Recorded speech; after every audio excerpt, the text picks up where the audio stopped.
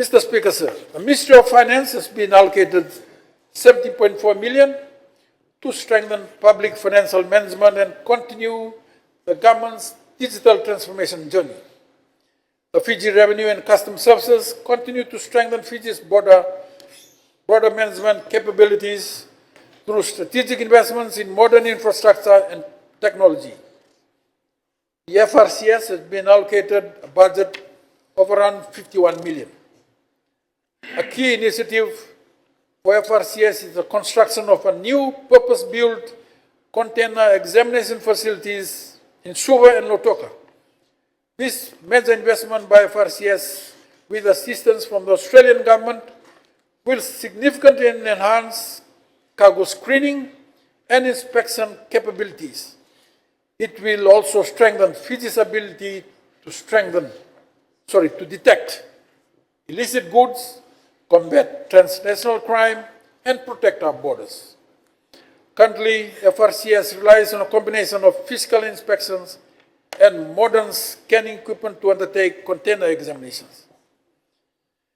The new facilities will provide dedicated examination areas, improve heavy vehicle traffic management, secure access controls, and provide modern evidence and storage facilities. Following the successful rollout of the new Financial Management Information System, or FMIS, the Ministry of Finance is focused on the automation of the national budget process. For many years, the budget process relied heavily on spreadsheets, Word documents, email, and extensive manual consolidation of information.